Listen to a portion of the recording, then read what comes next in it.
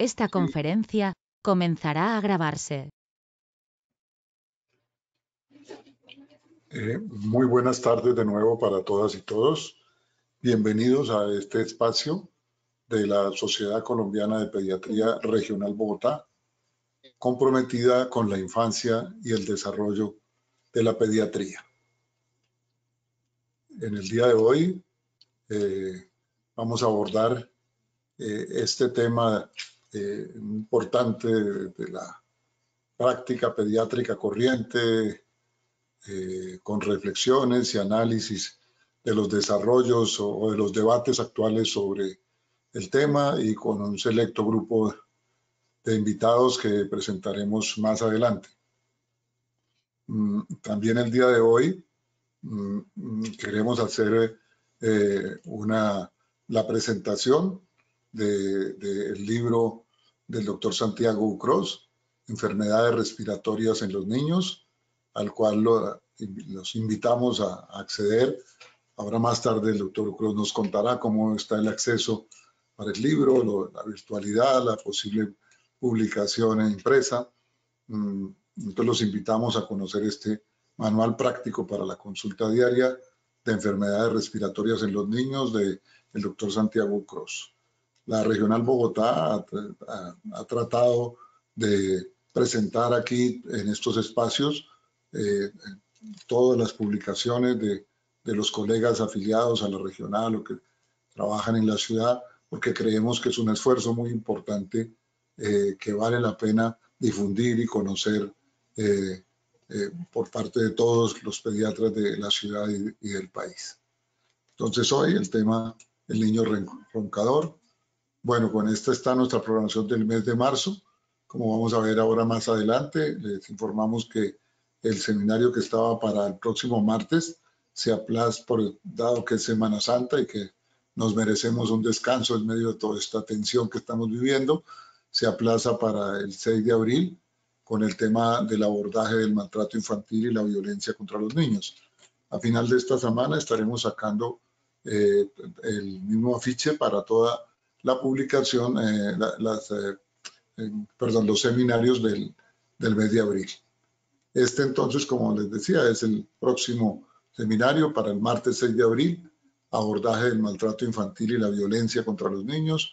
3 colegas, el doctor Miguel Barrios aquí de Bogotá, el doctor Carlos Alberto Montoya de Manizales y la doctora Ángela María García, todos ellos pediatras dedicados a este tema, conocedores a profundidad del maltrato y que lideran procesos en cada uno de sus ciudades, ya sea clínicas de maltrato o espacios de atención del maltrato y la violencia contra los niños en instituciones de salud.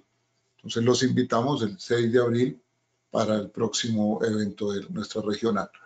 Les queremos recordar igualmente que todos los eventos que realizamos, todos estos seminarios web, se quedan grabados en el YouTube de la Regional Bogotá y al entrar a la página web de la sociedad, que pueden encontrarla en la parte de abajo, www.scpbogotá.com, los invitamos a visitarnos. Ahí van a encontrar todos los links a los seminarios anteriores. De una vez le solicitamos a los conferencistas del día de hoy que autoricen la grabación de su conferencia. Si alguno de ellos pues tiene alguna objeción, por favor que lo manifieste al iniciar la conferencia para, pues entonces no la incluiríamos en la grabación. Pero las grabaciones las pueden conseguir ahí incluso pueden conseguir todas las anteriores. Aquí estarían solo las de este año, pero las del año pasado también pueden acceder a través del YouTube. Entonces esta estará a finales de esta semana o a más tardar empezando la semana entrante.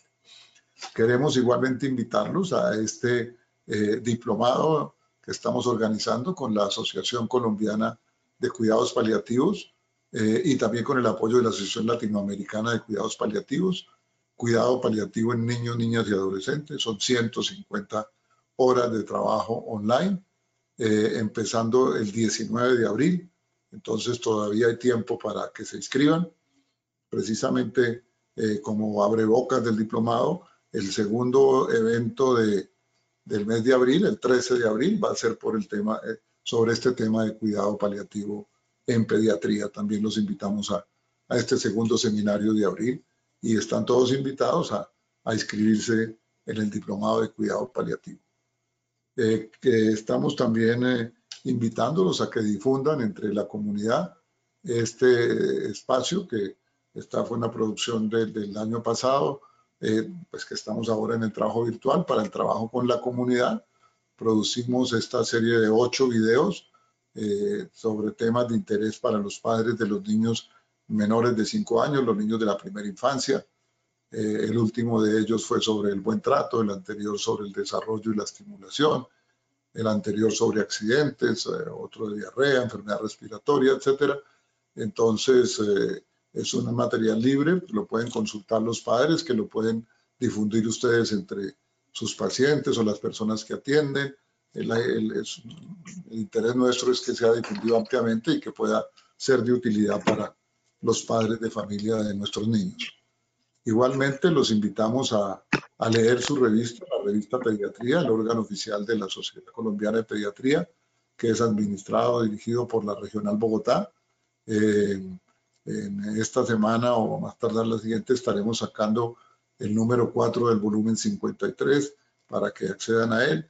Igualmente, pues todos los números están disponibles virtualmente. Entonces los invitamos a consultar su revista y a escribir y a enviar sus artículos a la revista Pediatría.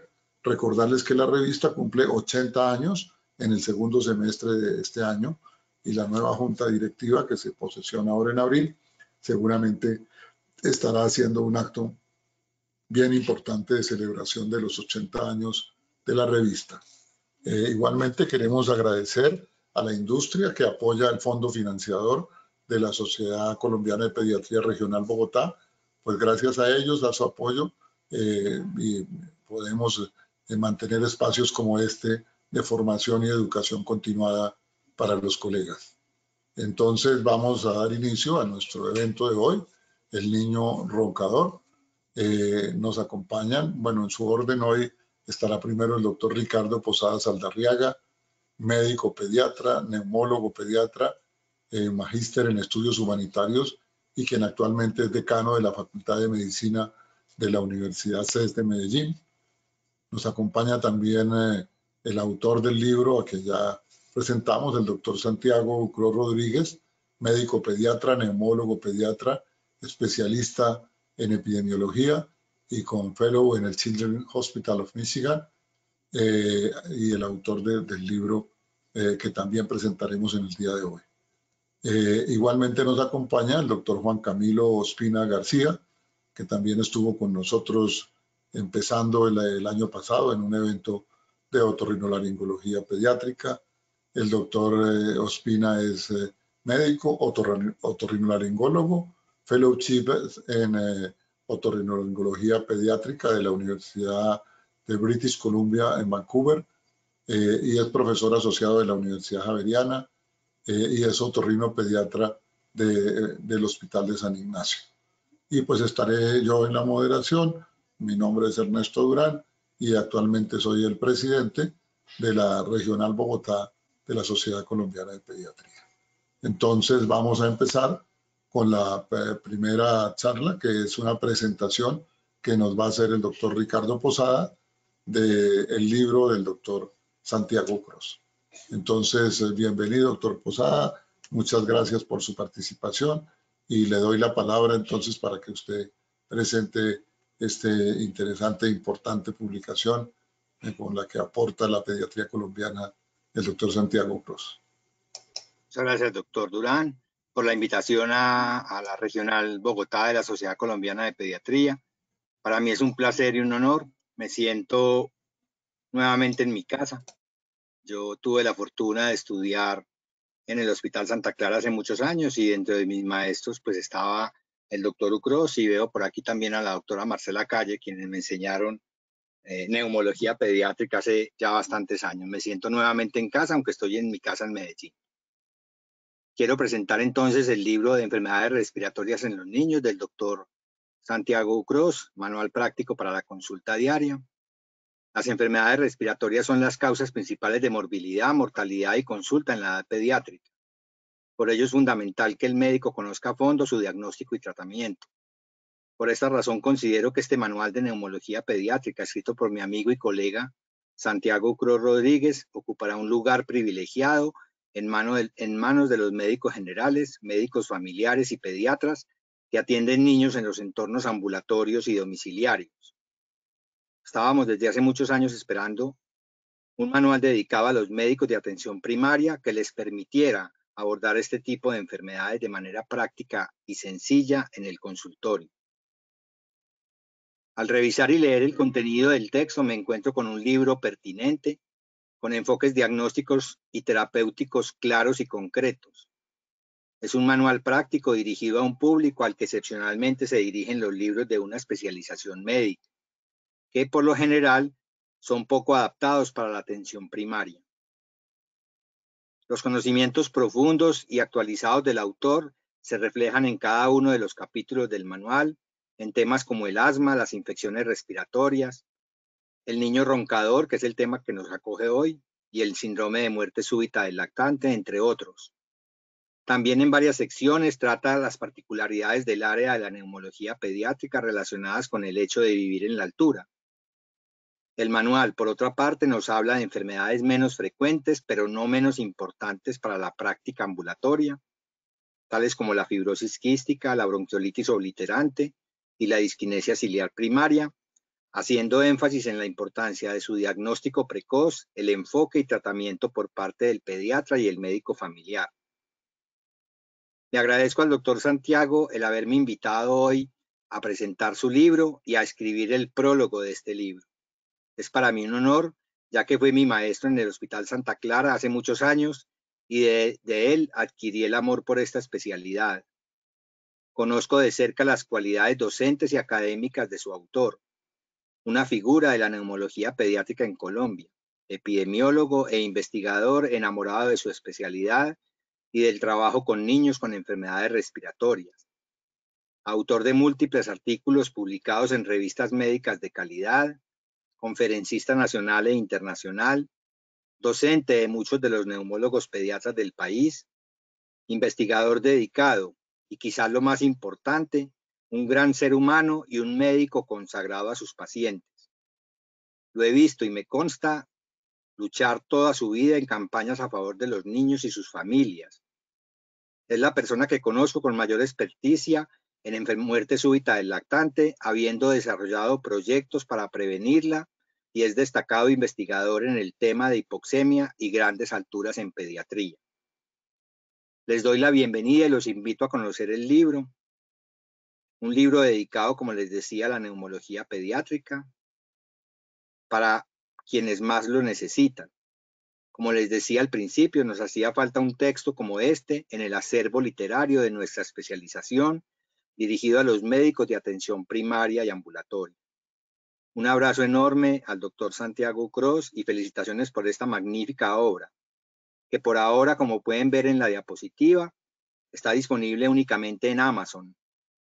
Amazon Books, ahí está la dirección si le quieren tomar una foto o un pantallazo, y que probablemente será publicado o editado ya en físico en la editorial de la Universidad CES de Medellín. Quiero mostrarles, para terminar la presentación del libro, el índice del libro. Tiene 3 secciones. La primera sección se llama Enfermedades comunes, diagnóstico y tratamiento. Un capítulo dedicado a asma leve y moderada, a neumonía adquirida en la comunidad, a bronquiolitis, un enfoque de riesgo, a bronquitis bacteriana prolongada, displasia broncopulmonar focalizada en el diagnóstico, episodios de interrupción de la respiración en lactantes, el tema que nos acoge hoy, el niño roncador, laringotraqueitis aguda y recurrente, tosferina, tics respiratorios y el edema pulmonar de las alturas, que como les decía es uno de los temas de mayor experticia de su autor. La sección segunda es la detección de enfermedades poco comunes, como les decía, dirigido a los médicos de práctica ambulatoria, para enfermedades tan importantes como la fibrosis quística, la bronquiolitis obliterante posinfecciosa y la disquinesia ciliar primaria. Y su última sección es la prevención del síndrome de muerte súbita del lactante. Estos son los temas de mayor experticia del doctor Ucros. Creo que están muy bien tratados, como les decía, pues en la introducción del libro. Y para mí, como autor del prólogo y como amigo del doctor Ucros, pues es un honor presentarles este libro para el uso diario en la consulta externa de todos los pediatras y médicos de familia y médicos generales. Muchísimas gracias.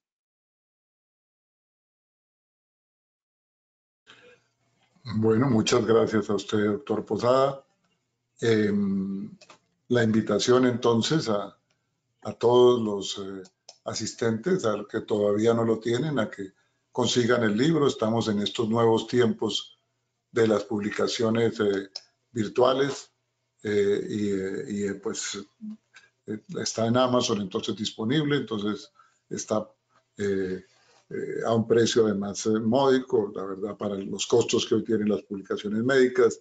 Entonces una invitación de verdad a todos a conocer el libro. Bueno, hablando con el doctor Ucros del libro, él escogió presentar este tema del niño roncador para este evento, que inicialmente lo planteamos como un espacio para la presentación del libro y algunos de sus temas. Él dijo, no, es clave trabajar este tema. Como ellos nos van a contar ahora, han terminado una investigación sobre el tema, tienen unos puntos derivados de esta investigación y de otros trabajos previos y de su conocimiento de la temática con el doctor Ospina, y han querido entonces hoy presentarnos esa mirada de esta situación que vamos a ver, bastante frecuente en pediatría y que genera también hoy un debate a nivel nacional y a nivel mundial sobre el manejo, sobre todo, y algunos elementos del diagnóstico etiológico específico, como veremos. Entonces, sin más, y con el agradecimiento por su participación, le voy a dar la palabra a Santiago Ucros. Unas recomendaciones antes de empezar la primera conferencia. Por favor, mantener todos los micrófonos silenciados para que pueda escucharse bien. Las preguntas que tengan las pueden ir haciendo por el chat. Al final habrá una sección de preguntas donde recogeremos todo lo que ustedes han planteado por el chat. Entonces, cualquier inquietud o cualquier aporte, por favor, por el chat, mantener los micrófonos apagados para que estemos atentos a la presentación del doctor Ucros. Entonces, por favor, doctor Ucros, lo escuchamos.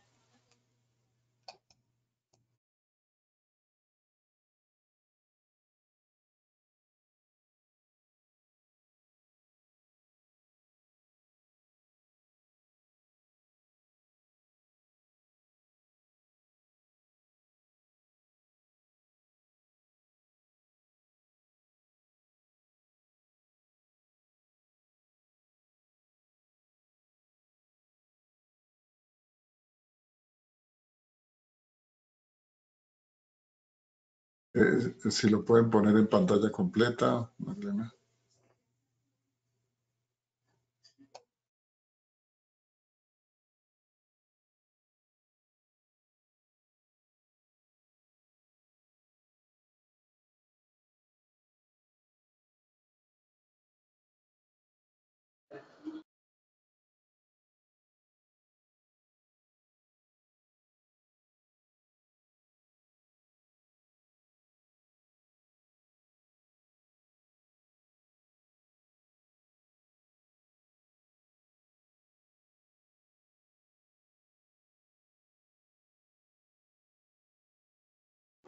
Doctor Ucros, si quiere usted ir empezando mientras van organizando la presentación.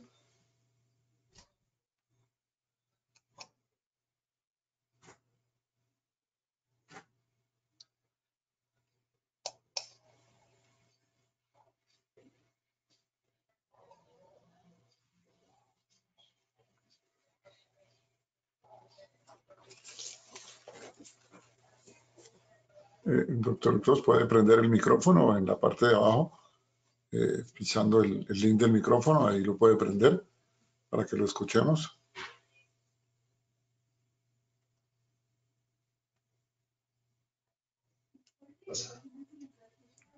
Ya tienes un link. ¿Ya? ¿Me oyen? Sí, lo estamos escuchando. Siga, doctor. ¿Y se ve la presentación? No se ve la pantalla, pero el computador, pero no se ve la presentación del tema. Ahora sí está, perfectamente. Si se puede poner en pantalla completa, mejor. Con el link de pantalla completa de PowerPoint. Sí, aquí lo puse. Y, ahí se ve perfecto. Muy bien. Sí, pero un momentito, porque es que me sale una imagen acá que no puedo retirar. Que es como la de los asistentes pueden ver su pantalla. Nosotros no la estamos viendo, no se preocupe, doctor. En la parte de arriba, donde hay dos flechitas, en el extremo superior derecho, puede espichar las dos flechitas y se le va a reducir eso que está viendo. Ah, listo, ya. Ahora sí está viendo bien, ¿no es cierto? Sí. Bueno, entonces, muchísimas gracias, Ernesto. Esto ha sido pues una oportunidad para conocer al doctor Ernesto Durán, a quien no tengo el privilegio de conocer personalmente, pero pues me he enterado de la extraordinaria labor que está haciendo en la Sociedad de Pediatría, en nuestra regional de Bogotá. Entonces, muchas gracias por la oportunidad. A Ricardo, mi amigo y hermano del alma y de la vida, muchas gracias por haber hecho el prólogo, muchas gracias por haber presentado el libro, y confiemos y esperemos que sea posible que se haga con la editorial del CES, la extraordinaria Facultad de Medicina que tiene a Ricardo como decano, que ha hecho una labor extraordinaria y que es también un orgullo para la pediatría colombiana. A Juan Camilo, muchas gracias por todo el apoyo durante la investigación con este simposio. La doctora Claudia Granados, que está comunicada también autora de la investigación que vamos a presentar y de muchos trabajos que hemos hecho con relación a la altura, que es ya toda una línea. Y sí está en este momento el doctor José Antonio Castro, neumólogo pediatra, epidemiólogo e investigador de Chile, que también es parte de nuestro equipo. La otra persona que es parte de esta línea, que ya lleva unos 12 años de fisiología respiratoria de niños en la altura, es la doctora Catherine Hill de Inglaterra, de Southampton. Los habitantes de la gran altura no somos muchos, y cuando se investiga la gran altura generalmente se investiga en regiones muy altas, pero la fisiología del rango de 2.500 a 3.000 metros es poco investigada, pero pues nosotros en Colombia somos unos 17 millones, entonces por eso en parte voy a abordar el tema. La diapositiva siguiente no la logro pasar. Si María Elena me puedes ayudar, porque yo no la puedo pasar. María Elena, ¿me escuchas? Sí, Hola. sí, señor. Sí, sí. Ayúdame con las diapositivas porque yo no me pasa. Ya, permítame por favor un momento. Gracias.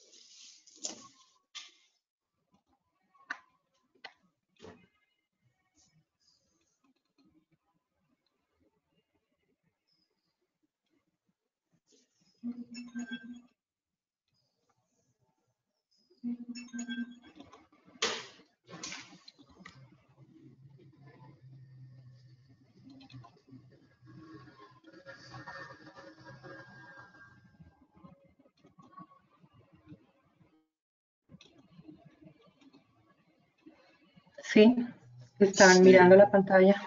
Sí, está en pantalla, aunque no está grande todavía, pero no sé si es así. Allí, sí, ahí está bien. Pues no ocupa toda la pantalla del computador, no sé si a las demás personas sí se les ve bien. Ahí está bien, doctor Cross. Si quieres les doy un instructivo también para todos, perdón, interrumpo. Si quieren ver toda la pantalla y no ver a ningún conferencista, en las dos fechas que están en la parte superior donde dice ver quién habla, pues ponen ocultar a todos. Si no ocultan, pues van a aparecer o varias personas o la persona que habla. Si quieren ver solo la presentación, pueden poner ocultar a todos y se ve ahí. Gracias. Sí, ya lo logré y María Elena, pues te voy a pedir el favor de que me las pases. Yo te digo el siguiente y tú, por favor, me ayudas con eso. Ok, Bueno, entonces esperemos que ahora sí podamos fluir con estas dificultades técnicas. Yo no soy demasiado hábil para esto, ustedes me sabrán disculpar. Entonces, digamos en primer lugar, pues, ¿qué se considera un niño roncador habitual? Se considera que es aquel niño que presenta ronquido 4 o más noches por semana en forma habitual. En la conferencia que les voy a presentar se aborda el niño roncador sin morbilidades asociadas, es decir, sin patologías genéticas o alteraciones craneofaciales. Se hace énfasis en el niño roncador que tiene hipertrofia de amígdalas y adenoides, es decir, con el niño entre 4 y 8 años. Se destaca la importancia del diagnóstico clínico y se presenta una investigación original recién publicada sobre los valores normales del sueño a la altura de Bogotá. Siguiente, por favor.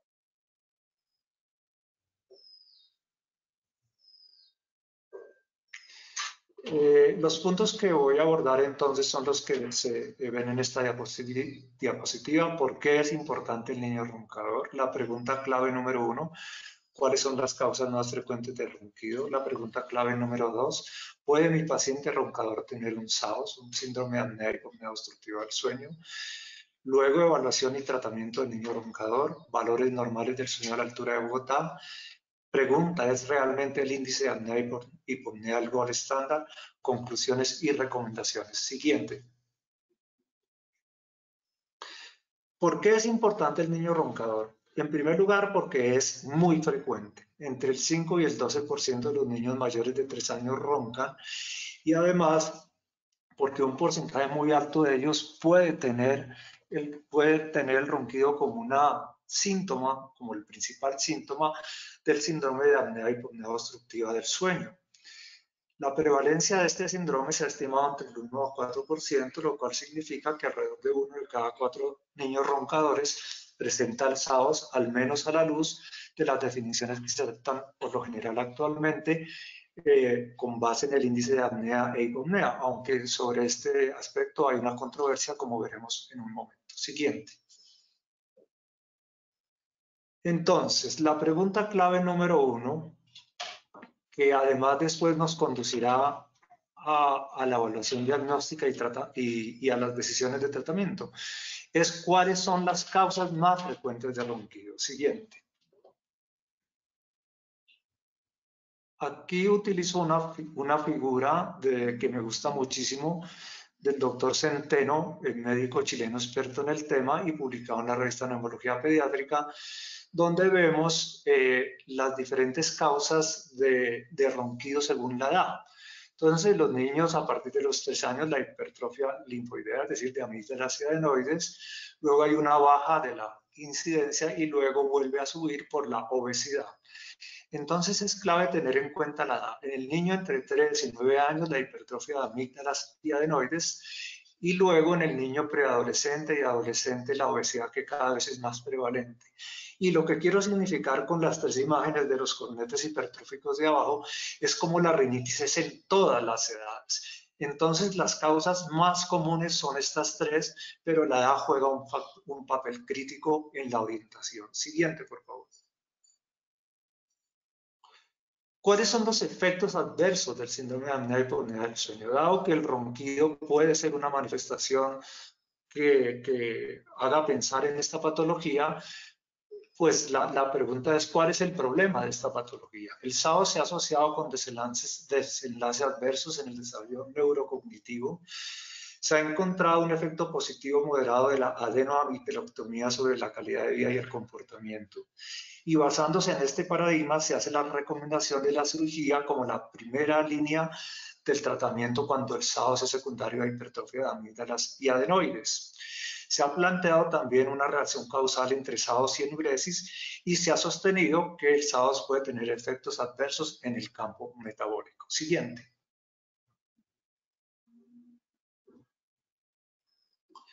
Sin embargo, cuando uno mira con más detenimiento la evidencia, hay muchas controversias al respecto.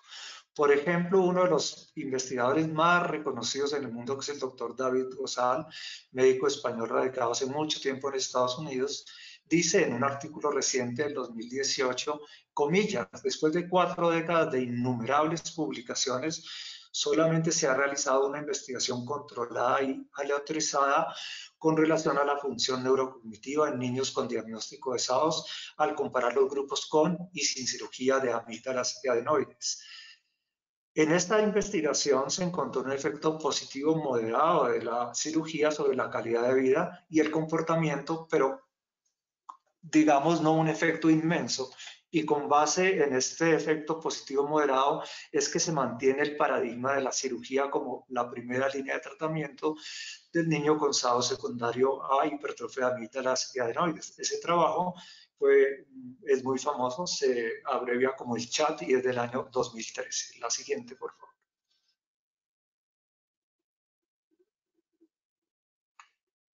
Se ha planteado también una relación causal entre el SAOS y la enuresis, pero uno de los estudios con mayor número de pacientes y mejor diseñado, que está referenciado en esta diapositiva, en un gran número de niños no encontró asociación entre las dos condiciones. Con relación al campo metabólico tampoco, a pesar de que es lugar común pensarlo que es de esa manera, tampoco se han encontrado diferencias entre las mediciones de lípidos y glucosa entre los niños con SAOS secundario a hipertrofia de amígdalas y adenoides en quienes se hace la cirugía en contraposición a los niños en quienes se toma una conducta expectante. Siguiente.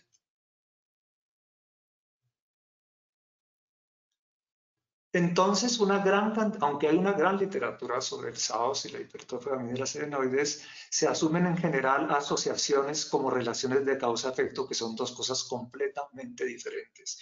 De nuevo, acudiendo a las palabras literales del doctor Gozal, se requieren estudios mejor diseñados para aclarar la relación entre el SAOS y las diferentes morbilidades que se le atribuyen y para saber si hay realmente una relación causal. Hasta entonces, las decisiones sobre el SAOS seguirán basándose en la incertidumbre. Y agrega el doctor Gozal con signos de admiración, nuestros niños clara y definitivamente merecen algo mejor. Siguiente, por favor. También es muy común en la literatura que se encuentra que se atribuyen los efectos adversos o deleterios del SAOS a la hipoxemia intermitente o hipoxia a nivel cerebral intermitente secundaria a las caídas, digamos, en el flujo aéreo que se asocian con caídas en la saturación. Sin embargo, es también un tema discutible y hay inclusive una publicación que es paradójica porque en un estudio que se hizo en Estados Unidos, en un estudio ecológico de base de datos, se buscó qué relación había entre la altura y el déficit de atención e hiperactividad y se encontró que a mayor altura, es decir, en lugares donde la saturación de oxígeno y la presión parcial de oxígeno es más baja, la prevalencia del TDAH era menor. Entonces, el tema según el cual esas teóricas bajas en la oxigenación, o no teóricas porque suceden, pero esas bajas en la oxigenación serían las causas de problemas neurocognitivos y de atención, son altamente discutibles. Si fuera así, habría una relación inversa entre la altura y ese tipo de trastornos que, como se ve en esta diapositiva, la situación que encontraron, al menos en este estudio, es exactamente la contraria. Siguiente, por favor. Luego viene la pregunta, que es la que por supuesto a uno como pediatra le preocupa más. Hola, mi vida. ¿Puede tener mi paciente roncador un Espérate, SAOS? estoy tratando. Creo que hay un micrófono abierto por ahí. María Elena. Hola. Bueno, la pregunta clave es si mi paciente roncador puede tener un SAOS. La siguiente, por favor.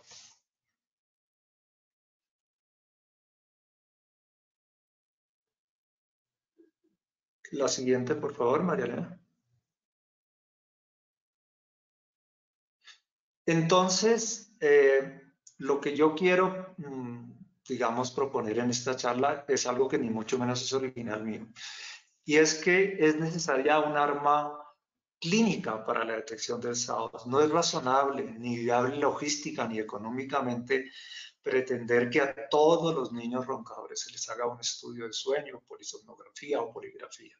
Es indispensable tener criterios clínicos. Para eso se han implementado diferentes cuestionarios. Yo elegí uno, la siguiente diapositiva, que está tanto en esta conferencia como en el libro al cual hacíamos mención al comienzo, porque me parece un cuestionario sencillo que tiene estas 6 preguntas, unos puntajes según la frecuencia por semana y un valor predictivo negativo muy alto para el índice de apnea mayor de 5 por hora. Es decir, que un puntaje menor de 88 nos dice con una alta confiabilidad que el niño no tiene un SAOS mayor de 5 por hora, que sería pues moderado o mayor ya severo, que es el que tendría un mayor impacto. Entonces, es un arma de una gran utilidad.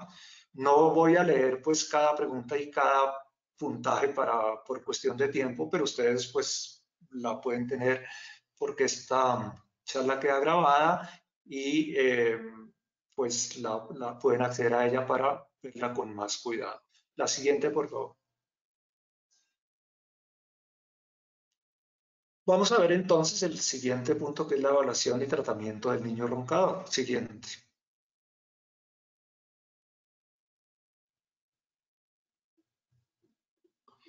Tenemos entonces, voy a plantear 4 escenarios. El primer escenario es un niño en que el cuestionario da una posibilidad baja de SAOS y que no tiene hipertrofia de amígdalas. Si ese niño que es roncador presenta rinitis o sobrepeso, pues deberán tratarse. El segundo escenario es un niño en el que el cuestionario da una posibilidad alta de SAOS y sí tiene hipertrofia de amígdalas grado 3 o 4, según la clasificación de Friedman, ampliamente conocida por todos los pediatras. En este caso, la conducta es la remisión al otorrino para una posible cirugía de amígdalas y adenoides. Debe, sin embargo, tenerse en cuenta que alrededor de la mitad de los casos que inicialmente son catalogados como SAOS se han normalizado con el paso del tiempo. Es decir, que la conducta expectante puede ser una opción y el estudio de sueño puede estar indicado según criterio médico. Siguiente, por favor. El escenario número 3. En el escenario número 3 el cuestionario da una posibilidad alta de SAOS, pero el niño no tiene hipertrofia de amígdalas, pero sí tiene rinitis o sobrepeso. En este caso, la conducta es tratar estas condiciones y hacer un control al cabo de unos meses repitiendo el cuestionario. Es decir, si un niño con sobrepeso o con obesidad presenta un cuestionario positivo para SAOS, pues el primer paso es que baje de peso. Si tiene una rinitis, el primer paso es tratarle esa rinitis. En el escenario número 4 el cuestionario da una posibilidad alta de SAOS y el niño no tiene hipertrofia de amígdalas, ni tiene sobrepeso, ni tiene rinitis. Aquí se plantea la posibilidad de una hipertrofia de adenoides aislada y el paso, aunque es un tema controvertido, sería hacer una radiografía de cabo faríngeo. La radiografía de cabo faríngeo es controvertida, va a ser muy interesante escuchar a Juan Camilo qué piensa al respecto. Sin embargo, yo acudo a un estudio grande en 426 niños en quienes se encontró una utilidad aceptable, digamos, de un 65%. No es un estudio perfecto, también es un estudio que depende mucho de la calidad con que se haga. Entonces, en este escenario, pues podría acudirse al cabo faríngeo y también a la evaluación por parte del otorrino. En general, pues el otorrino pediatra es un recurso supremamente limitado, entonces, pues en la mayoría de las veces no es tan fácil y es muy importante que los otorrinos, aun cuando no sean pediatras, pues también ellos nos tienen que colaborar mucho a los pediatras en este tema. Siguiente, por favor. El siguiente punto que quiero abordar es si es realmente el índice de apnea el gold estándar. Todas las recomendaciones de las guías que se siguen, al menos en el mundo occidental, es decir, las de Estados Unidos y las europeas, clasifican el SAOS con base al índice de apnea y hipopnea y quiero hacer unas reflexiones al respecto. La siguiente. En primer lugar, vemos aquí a la mano izquierda de nuestros computadores dos artículos que me parecen muy interesantes. Uno publicado en el año 2020, el año pasado, que se denomina el apogeo y caída del índice de apnea y hipopnea.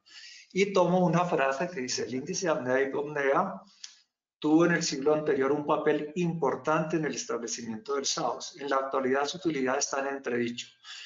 Es hora de dejar de utilizar este índice como la base del diagnóstico del SAOS y acudir a marcadores clínicos más precisos, muchos de los cuales todavía están por descubrirse. Y en otro artículo del año 2018 del doctor Gosal y colaboradores dice: las potenciales alteraciones en la estructura del sueño en los niños roncadores habituales no son identificadas claramente por los parámetros de la polisomnografía convencional. Siguiente, por favor. Entonces, el índice de apnea y hipopnea parece tener un valor, ha tenido un valor muy importante, pero hoy en día está en entredicho y eso realmente uno lo ve en la práctica diaria. Para finalizar, quiero presentarles la investigación que se acaba de publicar hace apenas 8 días, denominada Valores Normales del Sueño a la altura de Bogotá. Siguiente, por favor. Esta publicación salió en el Journal of Sleep Research, que es la revista de la Sociedad Europea de Medicina del Sueño, es una revista Q1. Lograr una publicación acá es bastante difícil y nosotros tuvimos un largo y complejo camino.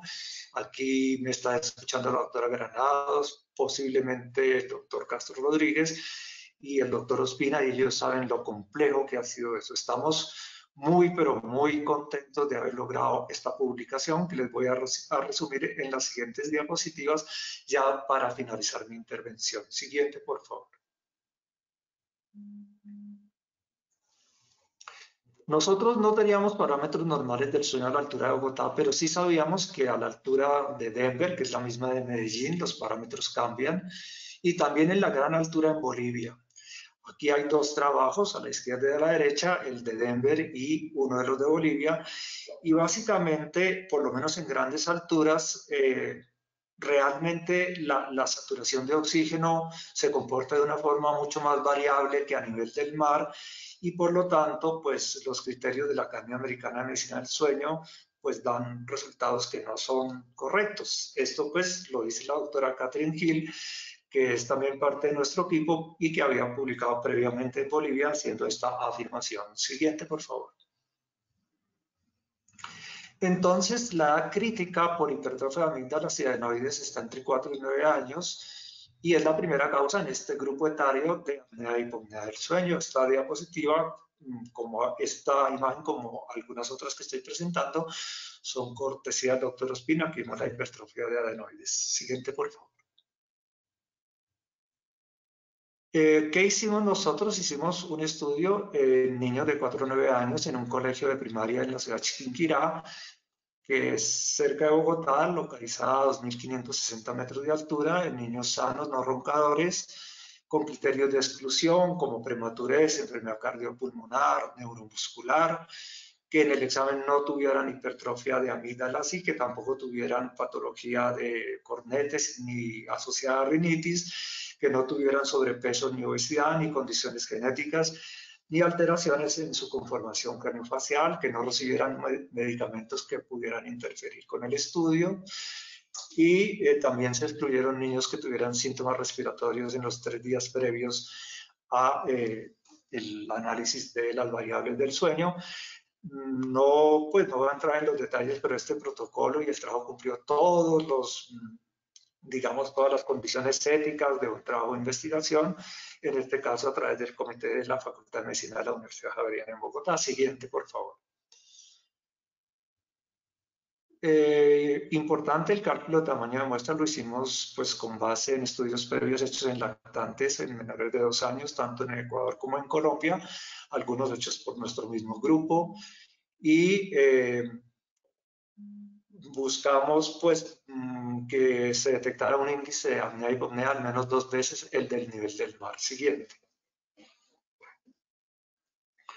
Los métodos fue una polisomnografía domiciliaria con una terapeuta entrenada.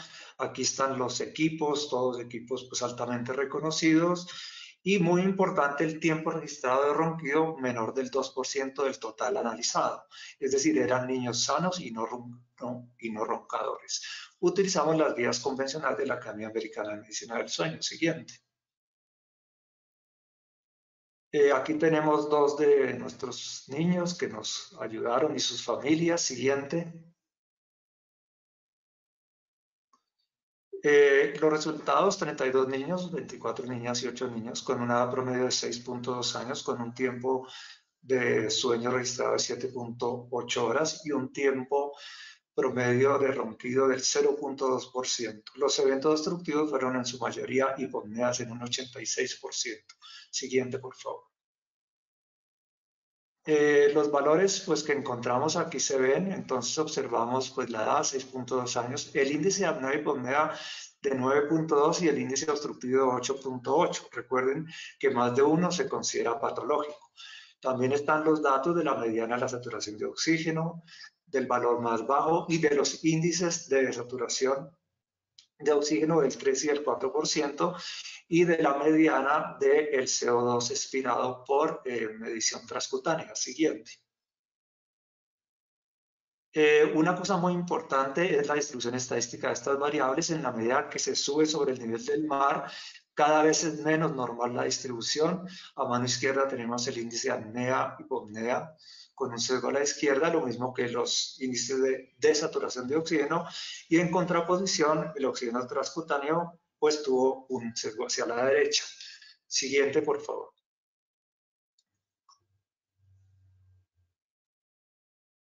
La siguiente, María Elena, por favor.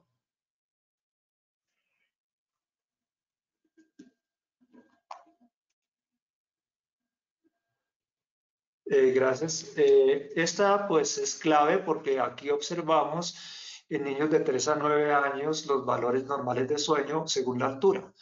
Entonces, en las primeras 3 líneas tenemos los parámetros en niños a nivel del mar, en estudios por un autor que se llama Montgomery Downs, y los rangos de edad, 3 a 5, 6 a 7, 3 a 7.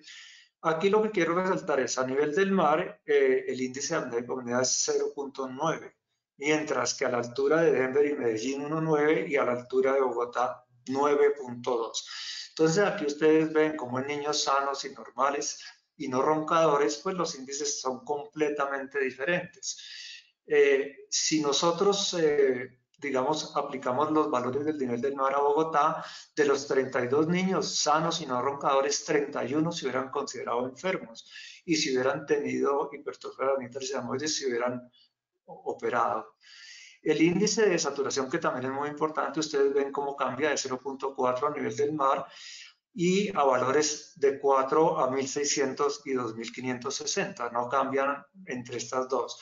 Y muy interesante, el CO2, la medición transcutánea de CO2 no cambia demasiado, es decir, no se baja como uno hubiera esperado. Siguiente, por favor.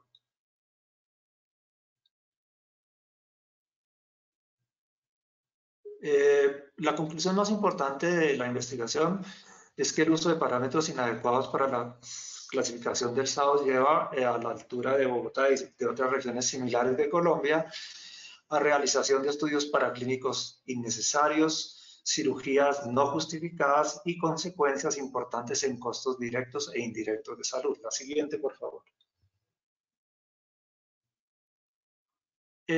¿Por qué este índice de apnea y hipopnea es mayor en la altura? No lo sabemos con certeza, pero podría ser que por el fenómeno llamado inestabilidad de la saturación de oxígeno se marquen como hipopneas, fenómenos que a nivel del mar no se marcarían como tal.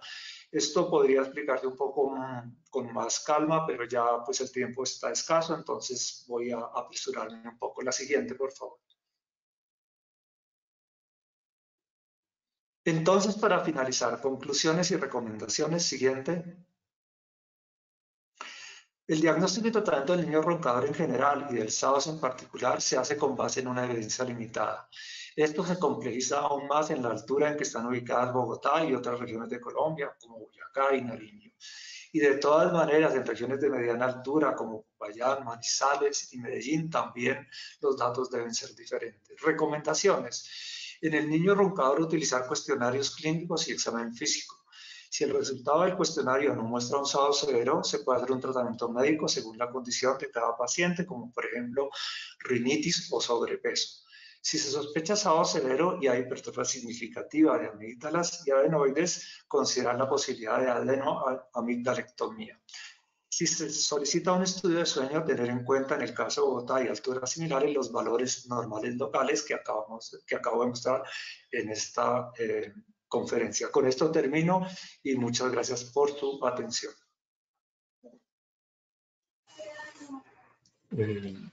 Muchas gracias, doctor Ucros, por la excelente conferencia.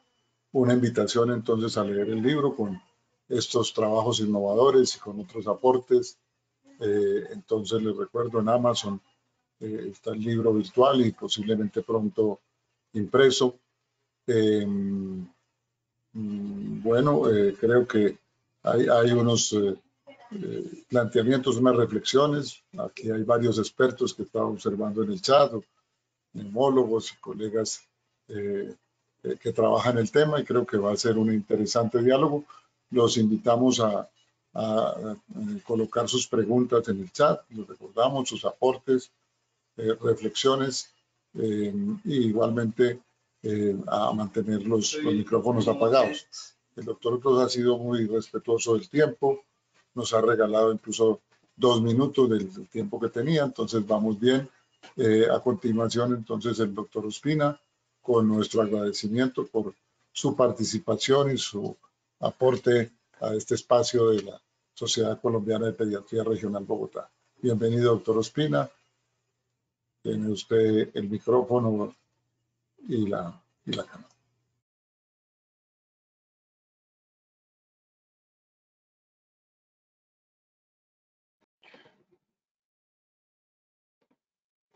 ¿Están viendo mi presentación? Sí, se ve, perfecto. Perfecto. Bueno, muy buenas noches ya. De verdad que es un privilegio estar aquí acompañando a este selectísimo grupo de pediatras y neumólogos pediatras y en general colegas. Quiero agradecerle muy especialmente al doctor Durán, al doctor Posada por la invitación, por el apoyo y pues por supuesto al doctor Ucros por haberme invitado a participar, aunque sea marginalmente, en esta investigación que creo que va a servir de referente en nuestro medio. De modo que la finalidad de mi conferencia es como complementar un poco esta visión que se ha presentado y bueno, espero que esto dé un poco más de luces para aclarar este tan controvertido tema. Permítanme, yo salgo porque...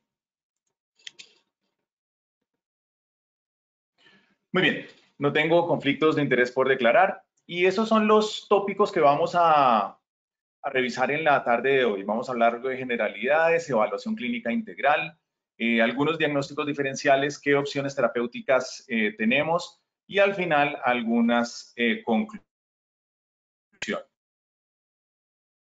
No nos vamos a centrar hoy específicamente en el tema del SAGOS, sino más en el niño que ronca o en el niño que vuelve a roncar después de haber sido intervenido con medicamentos o con cirugía. Y es la pregunta con la que quiero partir, y es si roncar se considera una enfermedad. El ronquido claramente no es normal, pero hay diferentes grados de severidad que pueden implicar un impacto negativo en los diferentes dominios de ese individuo.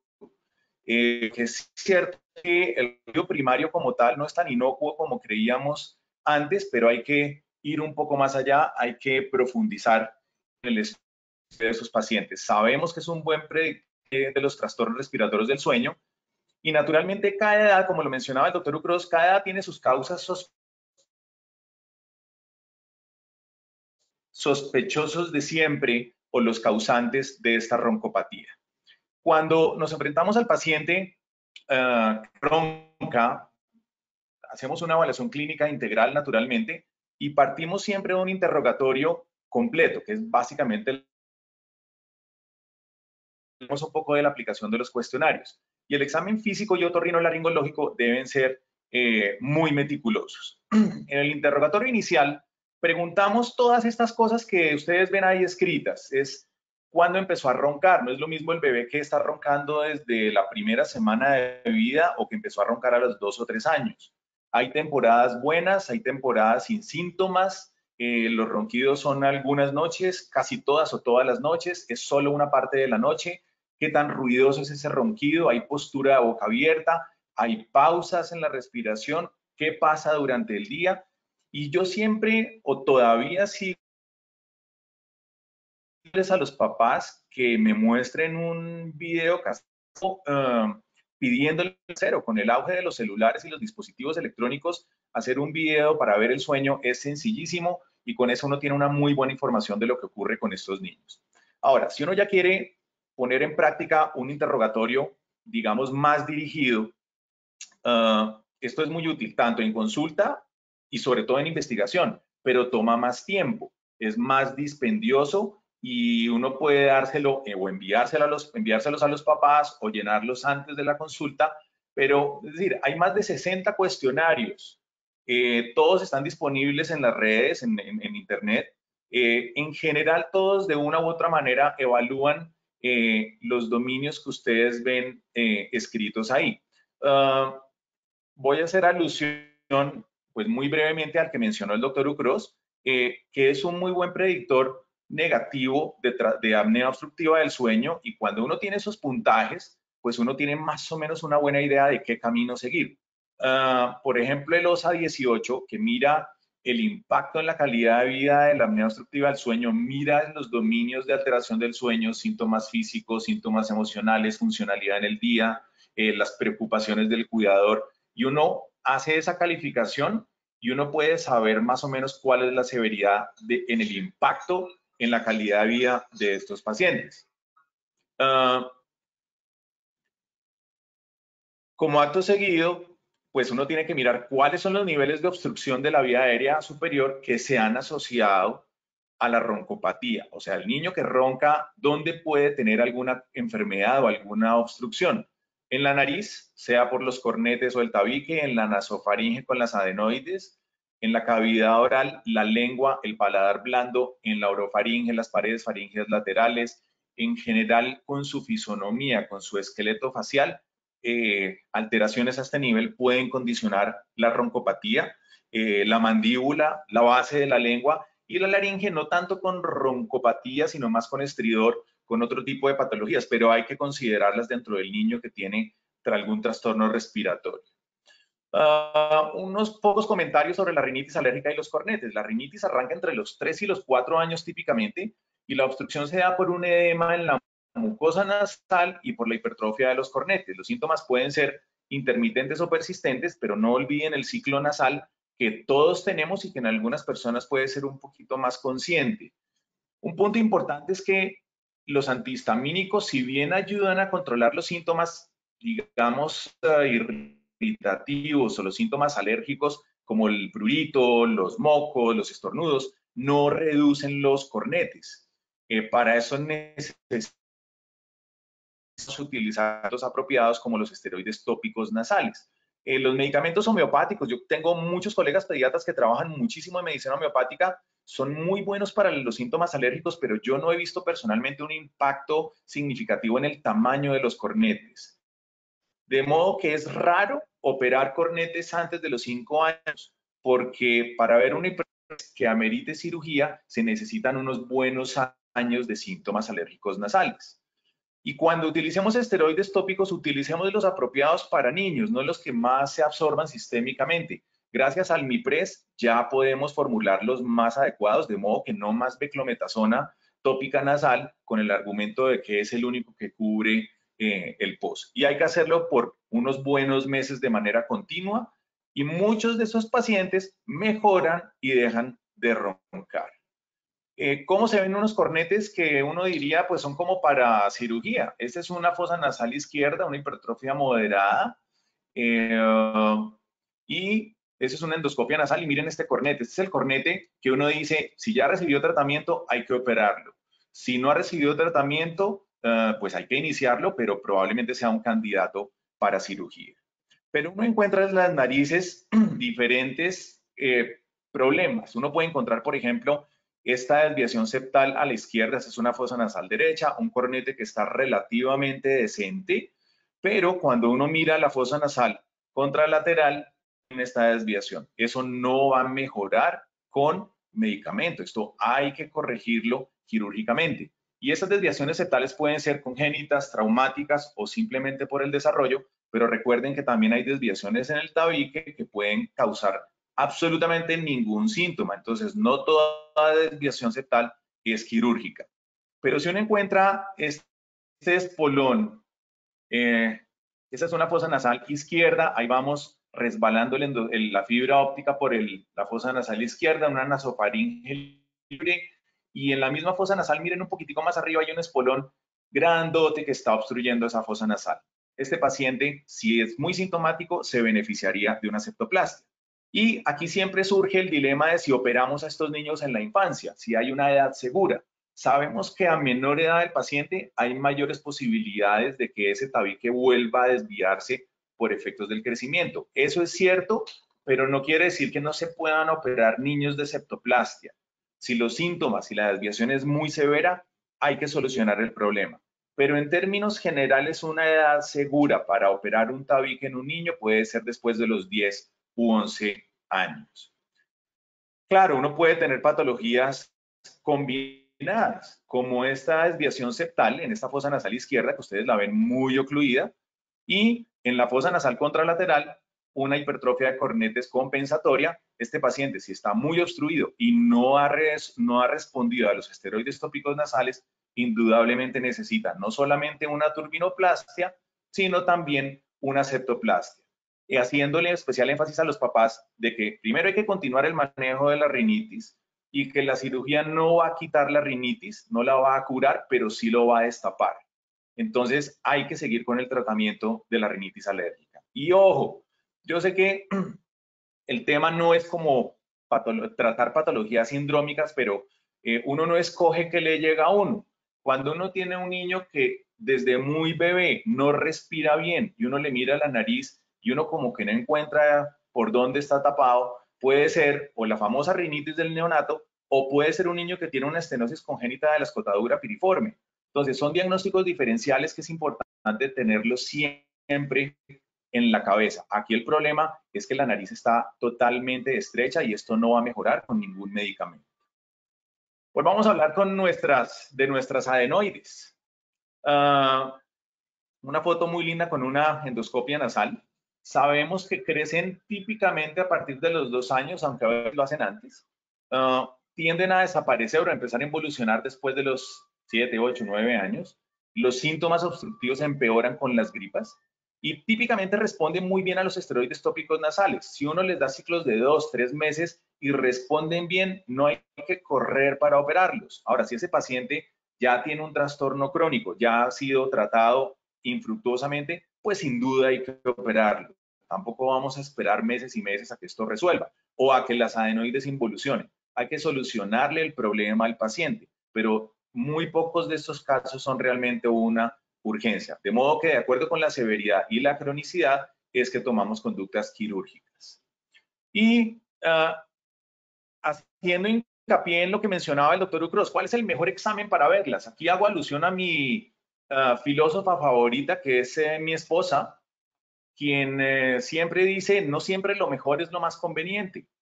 Y estoy de acuerdo con ella en ciertas situaciones. A la izquierda es una imagen de cómo se ven las adenoides vistas desde atrás y pues otras imágenes como son las de los rayos X de campo faríngeo que a veces bombardeamos a los pacientes con un montón de radiografías y realmente lo que a mí personalmente más me gusta es hacer una endoscopia flexible con el paciente despierto, con una fibra óptica pediátrica, no requiere ni sedación ni anestesia, es sencilla, rápida, dura 20 segundos, no lo irradian, no se irradia el niño y uno puede mirar no solamente las adenoides, sino también cómo está la nariz, el resto de la nasofaringe y el resto de la vía aérea superior. Pero lo que yo les podría decir es que si su otorrino de confianza hace rutinariamente esos exámenes, no le pidan rayos X de Cavum, sino que mándenle a ese paciente para que les pegue una mirada. Si no tienen acceso a un otorrino que pueda hacer este estudio, entonces la radiografía de Cavum sí que es pertinente porque les da buena información. Esto es lo que uno vería típicamente en una endoscopia nasal en un niño con unas adenoides grandes. Imagínense eso en una gripa. Esa es la principal causa de la roncopatía. Uno soluciona el problema o con medicamento o con cirugía. Ese es un caso de un bebé que el único síntoma es ronquido y uno encuentra en la endoscopia nasal un espolón septal a la izquierda, es una fosa nasal izquierda, y una vez uno lo sortea, ve las adenoides grandes. Entonces, si uno le pidiera solamente una radiografía de Cavum faríngeo, solo vería las adenoides, pero uno no vería la desviación septal. O como este caso, casito que es cortesía de mi colega, la doctora Paula Telles, una endoscopia nasal donde vemos en la fosa nasal derecha adenoides grandes, y este es un paciente de 6 años que tenía una atresia unilateral de coana y que nunca había sido diagnosticada antes. Este paciente duró 6 años sin que se le hubiera hecho ningún estudio y ese paciente vivía roncando todo el tiempo. Este bebé lo voy a operar en un par de semanas, un bebé de 6 meses que ronca desde que nació, y le hice el examen y me encontré este quiste, un quiste en el paladar blando. No es problema de adenoides. Hay otros diagnósticos diferenciales que hay que tomar en cuenta. Y yo sé que a ustedes no les gusta esto, pero yo soy cirujano y me gusta operar obviamente cuando toca. Y esto es lo que hacemos en una adenoidectomía. Y aquí quiero mostrarles esto porque a muchos pediatras les preocupa mucho el tema de que las adenoides vuelvan a salir. Yo les puedo decir que eso depende mucho de la técnica quirúrgica que se haga. Muchos de los pacientes con adenoides grandes que ya fueron operados probablemente no fue porque les volvieron a crecer, sino porque probablemente la resección fue incompleta.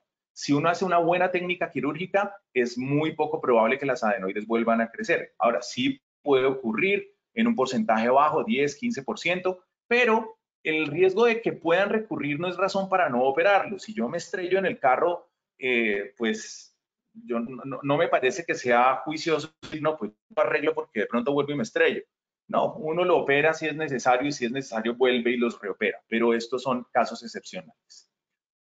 Hablemos de nuestras viejas amigas, las amígdalas, como diría un colega, las enemígdalas. Y quiero hacer algunos comentarios sobre ellas y sobre la cirugía de la amigdalectomía. Sabemos que no hay una afectación en la inmunidad a largo plazo después de resecarlas. Los esteroides tópicos nasales no las reducen de tamaño, como sí ocurre con las adenoides, pero muchas veces esas amígdalas reducen solitas cuando esos procesos inflamatorios de las gripas, de las infecciones, van desapareciendo o se van espaciando. Si la roncopatía es leve, consideren observación. ¿Por qué? Porque el posoperatorio de una amigdalectomía es muy doloroso y de todos modos es una cirugía que no está exenta de riesgos. Como lo mencionó el doctor Ucros, sabemos que mejora el SAJOS moderado y severo. Ustedes pueden revisar los clásicos estudios de Chad y Kate. Y mejora parámetros cardiopulmonares y calidad de vida en SAJOS, pero hay que hacerla cuando hay que hacerla. Caminar sobre hielo delgado, porque es cuando los neumólogos pediatras empiezan a pedir mi cabeza, y es cuando pedimos exámenes. En general, cuando pide uno exámenes para todo, para cualquier cosa, digamos. Cuando el paciente tiene una evolución tórpida o inesperada, cuando uno quiere ver si es necesario un cambio de conducta, o cuando yo quiero descartar algo potencialmente grave, o cuando no tengo ni idea qué tiene ese paciente, y rara vez cuando uno quiere confirmar un diagnóstico del cual ya uno tiene certeza. Y aquí la pregunta que surge es, ¿siempre estudio de sueño? Y mi respuesta es, no siempre. En eso estoy totalmente de acuerdo y concurro con el doctor Ucros porque a veces los estudios lo confunden a uno más de lo que le ayudan. Y la pregunta es, ¿qué hacemos cuando el resultado no nos cuadra con lo que esperamos encontrar? ¿Qué situaciones puntuales? Cuando tenemos índices altos con síntomas leves o ausentes, o índices normales cuando el paciente nos muestra síntomas severos. Y siempre muestro este reporte que es de un mismo paciente, sin intervención diferente, sin cambios en la medicación, exactamente el mismo paciente con diferencia de 2 meses, y en un estudio de sueño de un lugar me reportan un índice de 103 y en otro lugar, 2 meses después, me reportan un índice de 13. Entonces, esto es lo que me hace a mí ser muy crítico sobre a quién le pido un estudio de sueño y sobre todo a quién se lo pido. La Academia Americana de Otorrinolaringología, y yo me acojo a estas recomendaciones de cuándo pedir estudios de sueño en niños que van a ser llevados a amigdalectomía, pues emiten unas recomendaciones puntuales. Yo les voy a mencionar solo 3. La primera, pedir estudios de sueño en pacientes que tengan estas patologías: mucopolisacaridosis, Down, síndromes craneofaciales, el niño de la derecha con un Beckwith-Wiedemann, en niños en quienes sabemos que es muy posible que los síntomas recurran después de operarlos. La segunda recomendación es niños que no tienen los diagnósticos previos que mencionamos ahorita, menores de 2 años, y cuando nosotros realmente tengamos duda de si la cirugía la debemos hacer o cuando no encontramos un nivel de obstrucción claro. Y cuando hay una discordancia entre el tamaño de las amígdalas y la severidad de los síntomas. Durante mucho tiempo nos decían es que el tamaño de las amígdalas y las adenoides no siempre se correlacionan con la severidad del SAGOS. Lo que creemos ahora es que la obstrucción está en otro sitio o hay otra condición subyacente. Y la última recomendación, y no menos importante, es que cuando uno decida tomar un estudio de sueño, pues hay que hacerlo en un laboratorio certificado para niños, y esto incluye que el especialista que lo lea esté entrenado y certificado para niños. Muchos de los estudios de sueño, y no es con ánimo, digamos, crítico ni peyorativo, ni mucho menos, pero muchos de los estudios de sueño que me hacen patinar muchísimo son interpretados por colegas especialistas en sueño que están entrenados sobre todo para ver adultos. De modo que para, digamos, el resumen ejecutivo de cuándo operar amígdalas y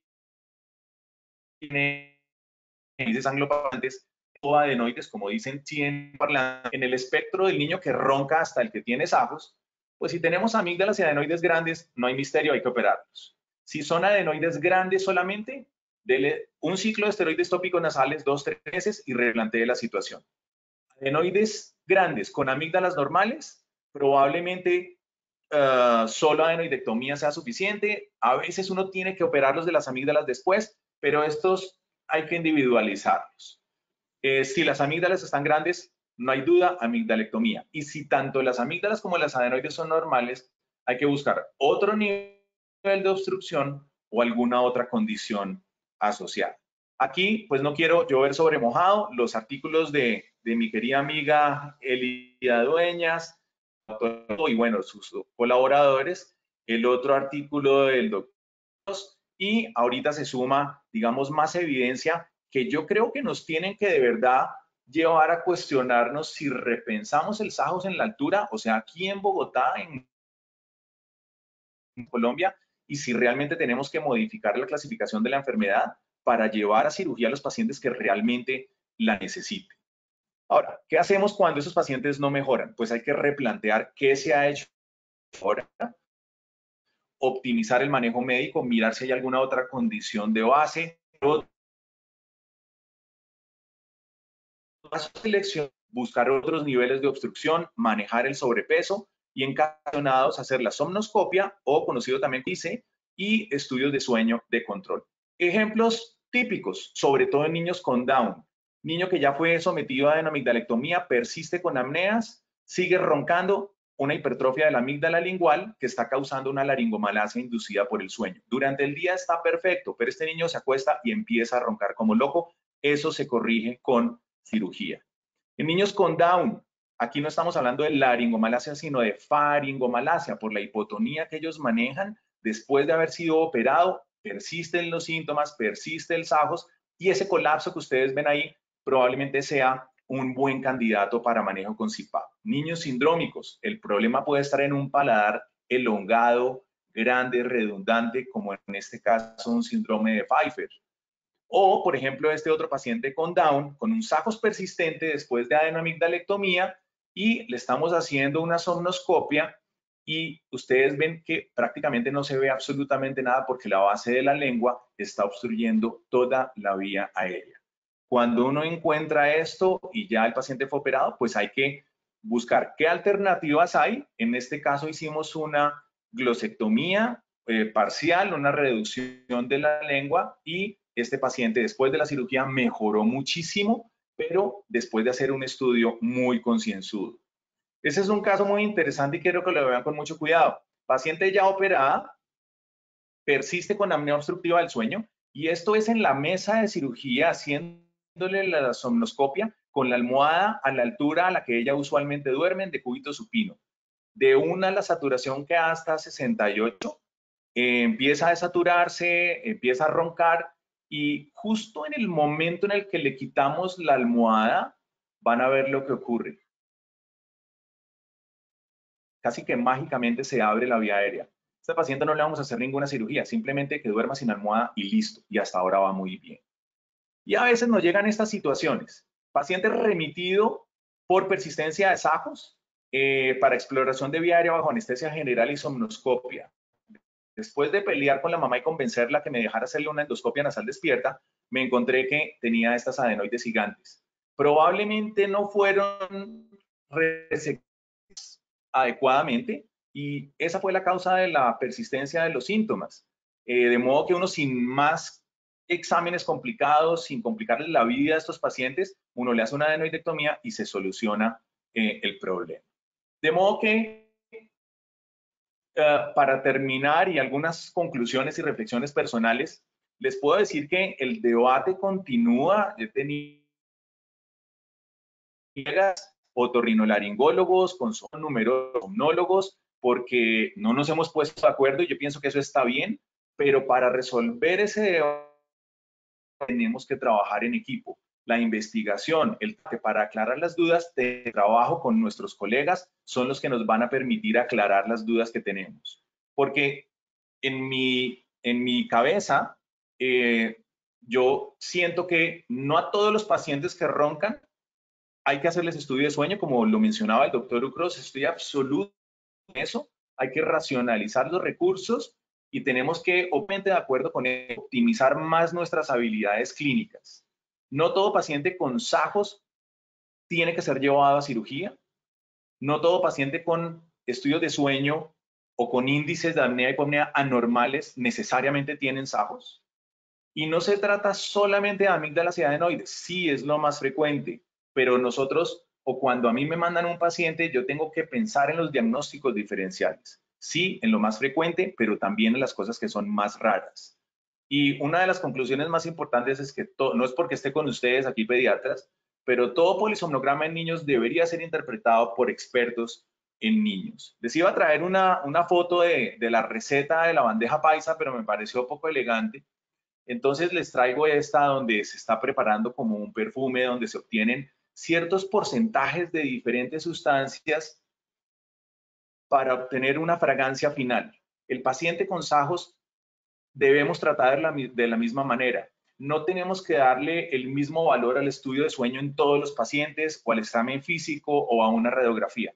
Cada examen tiene un valor en cada paciente. En algunos me sirve mucho más el estudio de sueño, en otros me sirve más la endoscopia nasal, en otros me sirve más las pruebas de alergia, de modo que cada paciente debe ser un perfume distinto con diferentes concentraciones de sus ingredientes por separado. Y para terminar, quiero hacer énfasis en que debemos hacer una historia clínica completa y meticulosa, así como el examen físico y el examen otorrinolaringológico.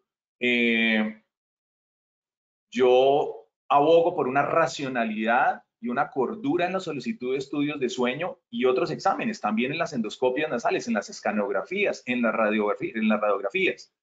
Prudencia, pedimos prudencia a nuestros colegas cirujanos en la elección de la cirugía para no someter a los niños a cirugías innecesarias. Casi nunca es necesario tomar decisiones de urgencia en estos pacientes. Casi todos nos dan un periodo de observación o de tratamiento o de vigilancia. Tenemos que aceptar y adaptarnos a la evidencia, pero de una manera crítica, no hay que comer entero. Entonces es necesario, cuando uno ve las carreras de Fórmula 1, uno ve que, claro, ellos se mantienen todo el tiempo, casi todo el tiempo dentro de la pista, pero a veces hay que salirse a la chicana para para poder agarrarse mejor y para poder acelerar, que las utilicemos para cortar el camino. No podemos ejercer la medicina basados en la UR porque nos pagaron mucho por una cirugía o por un dispositivo o por un de sueño. En el momento en que eso sea lo que rija nuestro destino como médico, perdimos el año y perdimos la esencia de nuestro trabajo, que es por lo que asociaciones o sociedades como la de ustedes están luchando. Y en últimas, hay que individualizar a cada paciente, cada familia, cada estudio, cada reporte, cada caso, y en conclusión hay que individualizar a cada niño. El camino es largo, hay mucho terreno por recorrer, hay muchas dudas por solucionar, pero estoy seguro que lo haremos si trabajamos y vamos acompañados. Muchísimas gracias por la atención, especialmente al doctor Ucros, al equipo organizador, la logística de la Sociedad Colombiana de Pediatría de la Regional Bogotá, y quedamos abiertos a la sesión de preguntas y respuestas. Mil gracias por su atención. Bueno, muchas gracias a nuestros dos panelistas por sus excelentes aportes, por las reflexiones, por el trabajo de la preparación, del montaje de las imágenes, bueno, es una presentación tan clara. De verdad, muchas gracias. Pues invitamos a las asistentes que hagan sus preguntas por el chat. Vamos a empezar con una primera pregunta más general. Como estamos la mayoría pediatras, trabajamos la puericultura, que llamamos el cuidado de los niños. ¿Qué recomendaciones desde el punto de vista de la higiene del sueño, de la puericultura? Por ejemplo, ahí se mencionaba con almohada, sin almohada le cambia al niño pues el tema de la oclusión.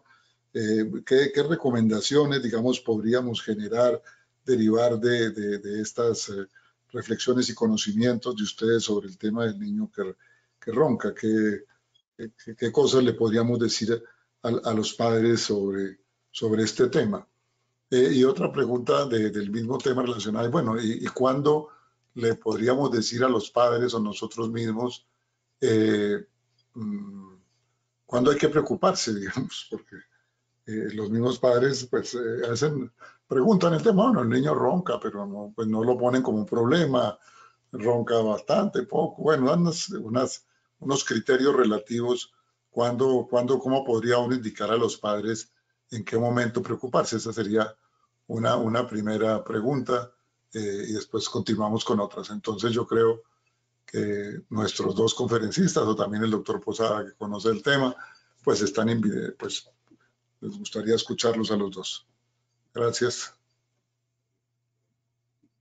Sí, por favor, prenden la cámara. Pues yo les podría un par de comentarios. ¿Cuándo o qué medidas de higiene? Y pues es básicamente hábitos saludables en casa, buena alimentación, buen ejercicio, sacar el televisor de los cuartos de los niños, que duerman muchas horas. Es mejor que se duerman oyendo un cuento y no viendo redes sociales, pero bueno, eso puede ser una lucha titánica en estos tiempos.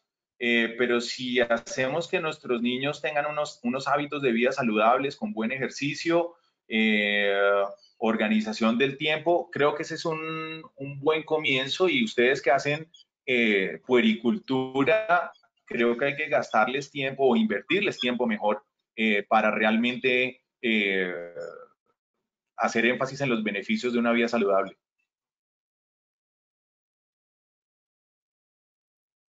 Doctor Ucros.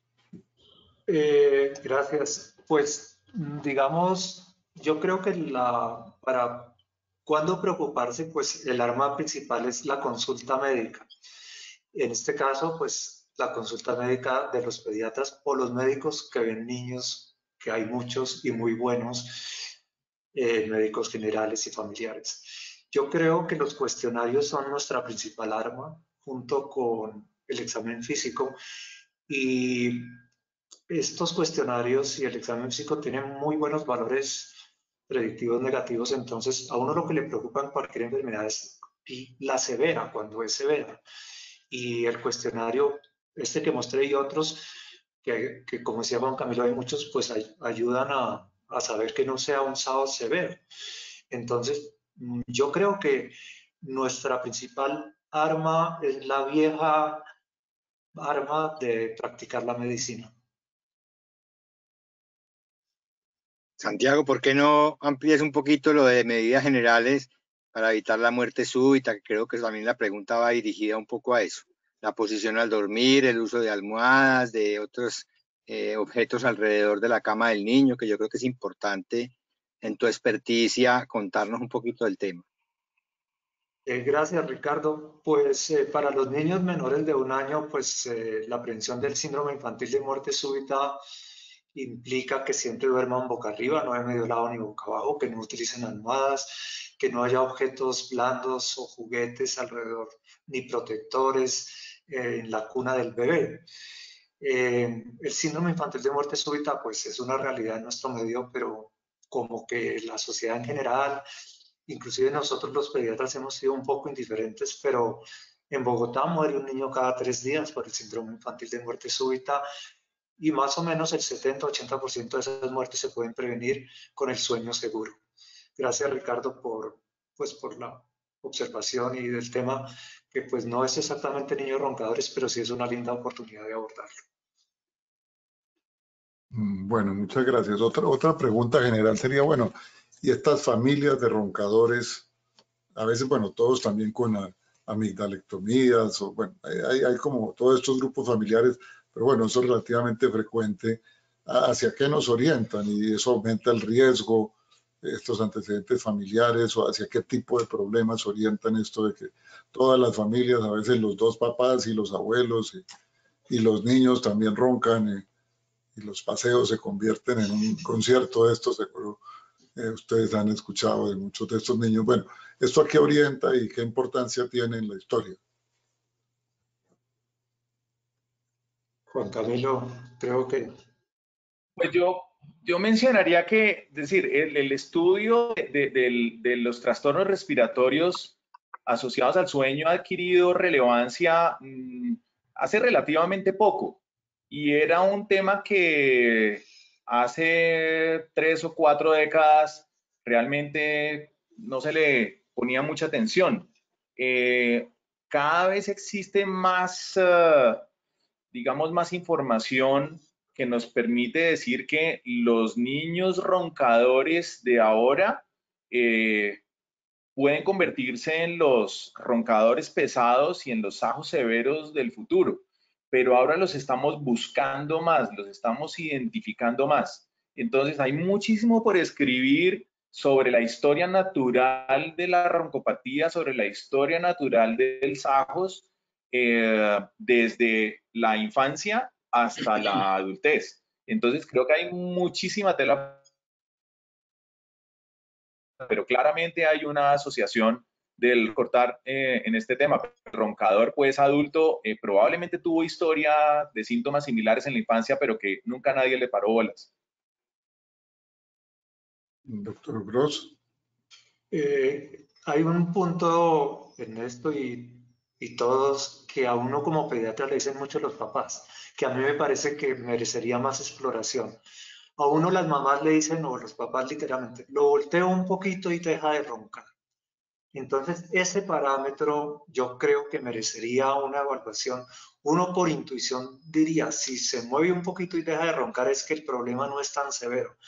Sin embargo, ahí hay un punto que yo por lo menos no encuentro en la literatura y que siempre me llama mucho la atención. Al cambiar la posición, muchos niños dejan de roncar. No sé, Juan Camilo, Ricardo, ¿qué opinan al respecto?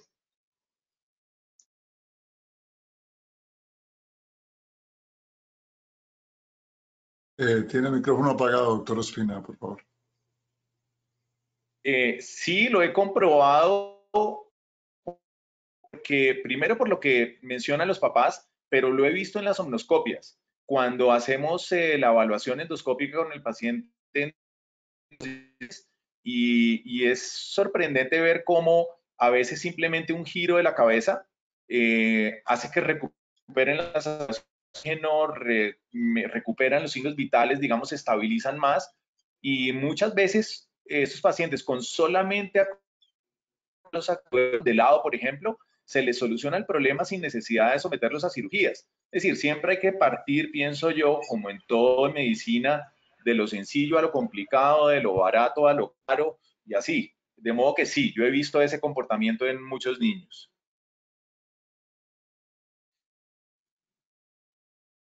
Doctor Posada, ¿algún comentario? Sí, yo creo que es importante los cambios de posición y la evaluación de los síntomas. Por ejemplo, en la laringomalacia es frecuente que el síntoma se exacerbe boca arriba y disminuya en la posición prono, y eso está descrito en la literatura ampliamente, no tanto en ronquido. Yo creo que una hipertrofia de amígdalas o de adenoides claramente no va a mejorar mucho con el cambio de posición, pero hay patologías que sí está ya descrito ampliamente y uno lo ve en el examen físico. Cuando pone el paciente boca arriba, pues aparece el estridor más que el ronquido en laringomalacia, y al ponerlo boca abajo de lado tiende a desaparecer el síntoma como tal. Y eso es una cosa que describen los padres en la historia clínica y que lo evidencia uno durante el examen físico. Bueno, muchas gracias. Otra pregunta sería, para nosotros los pediatras, ¿cuál sería como la ruta de atención? Digamos, bueno, un problema, vemos que tiene alguna importancia, que de pronto se necesita una intervención, un estudio, más o menos cómo trazarían ustedes una ruta, a dónde nos recomendarían que se empezara el estudio, o que el pediatra ordenara algo, o que lo remitiera a alguna especialidad, a cuál especialidad, cuándo llega finalmente al estudio del sueño, quién ordena el estudio del sueño.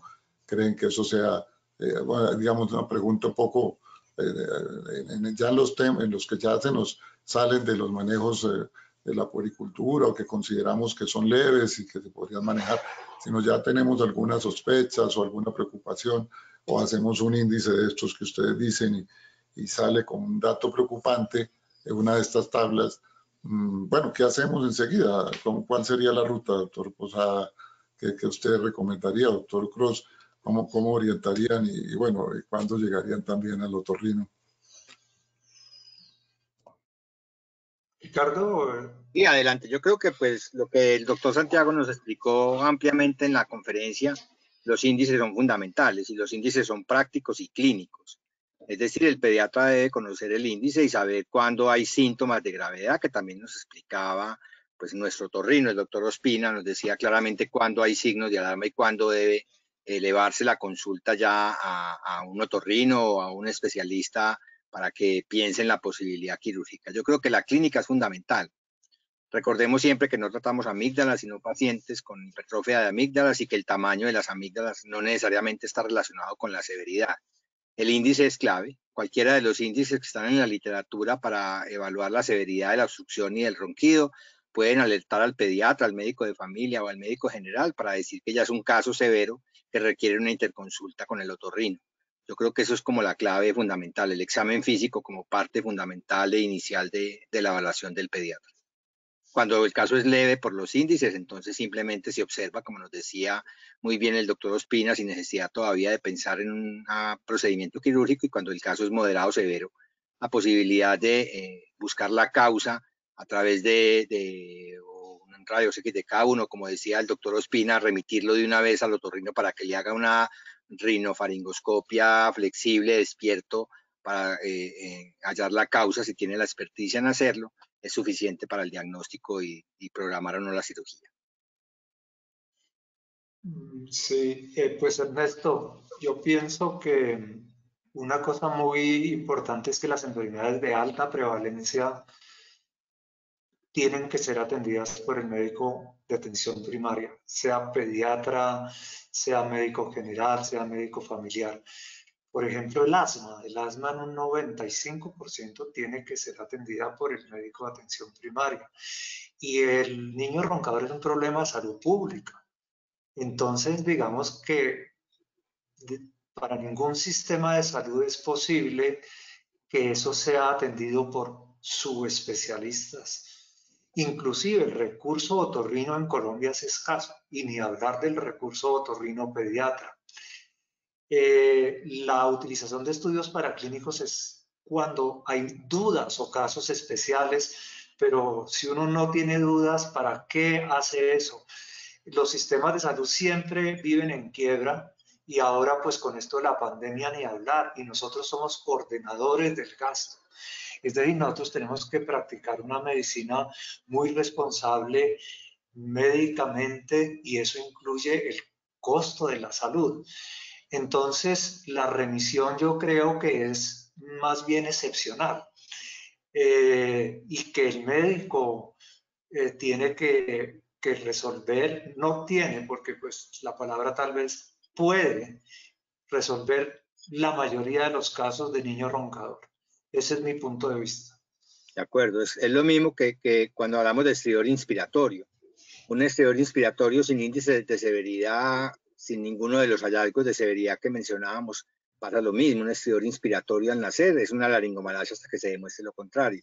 ¿Cuándo se debe remitir? Cuando pase de 6 meses de evolución, cuando tenga síntomas de alto riesgo, de severidad, tales como apneas, dificultad respiratoria, retracciones, hipoxemia, etcétera, etcétera. Pero el médico general, el pediatra general, está en capacidad de manejar el ronquido, como decía el doctor Ucros, el asma. Yo creo que el 95% de los niños con asma los puede manejar un médico general, el 4.5% el pediatra, que son los casos moderados a severos, y un 0.5% requeriría de un neumólogo pediatra. Y creo que lo mismo sucede con la mayoría de las enfermedades crónicas.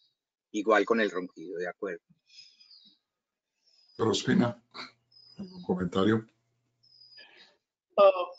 Comentarios adicionales. Yo creo que, miren, la mayoría de pacientes que a mí me llegan al hospital, por ejemplo, con diagnóstico, entre comillas, de apnea obstructiva del sueño, son niños que tienen rinitis alérgica y han recibido solamente antihistamínicos orales por 6 meses. Y en mi cabeza me cuesta trabajo creer que un médico general no pueda prescribir unos esteroides tópicos nasales de manera apropiada. Entonces, no sé, tengo como esa observación, o tengo esa impresión de que muchos pacientes, no sé si a veces, no sé qué palabra usar, no creo que sea una amenaza, pero sí puede haber algún tipo de coerción para no prescribir ciertos medicamentos, como para ahorrar demasiado en recursos, pero pues se pierde más en 6 meses de antihistamínicos tomados que en 2 meses de un esteroide tópico nasal. Entonces, muchos de esos pacientes vienen incluso de territorios nacionales para que yo les escriba un MIPRES con un esteroide tópico nasal apropiado para su edad. Yo creo que eso no es aceptable en un país como el nuestro. Yo creo que los tienen que atreverse un poquito más a ir más allá y hacer tratamientos un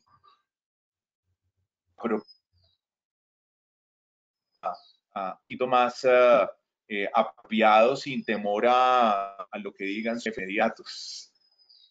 Ernesto. Sí, doctor Cruz. Es que quisiera pedirle el favor a Juan Camilo si nos puede recomendar la aplicación correcta de los corticoides inhalados en cuanto a si el niño debe estar de pie, acostado, con el cuello extendido, si tiene la edad que haga como una inspiración y retenga, porque creo que ese punto es clave, la aplicación correcta. Juan Camilo, si por favor nos puedes ilustrar sobre esto. Y una pregunta complementaria antes de... y bueno, y que dice, bueno, no Sí, tenemos pues mira, que estar amarrados a la reglamentación. Lo primero... ¿Qué otro recomendaría? ¿Qué otro en Colombia usar? Perdón. Sí. Perfecto. Si vamos de los que más sistémicamente a los que menos, podríamos decir beclometasona, triamcinolona, budesonida, y los que menos se absorben, que son los que nos gusta utilizar más en niños, sería el furoato de mometasona y el furoato de fluticasona, no propionato de fluticasona, sino el furoato de fluticasona. Esos son los que se pueden utilizar, de hecho, en niños pequeños, digamos que incluso menores de 2 años sin problema. Lo que pasa es que hay muchas regulaciones al respecto, pero en la edad en la que las adenoides, por ejemplo, molestan, el típico niño entre los 2 y los 5 años, los que más uno recomienda, los que yo utilizo más, serían furato de mometasona y furato de fluticasona. La aplicación, como son sprays nasales, pues uno tiene que tener de alguna manera, pues, sentado al niño. La posición como tal no es muy relevante, a menos que uno vea que con el aplicador, cuando uno lo voltea, pues no sale el líquido. Sobre todo cuando ya se están acabando, que no salga nada. Entonces es mejor que el dispositivo esté hacia arriba y la mejor manera es tener un poquito como sentado al niño.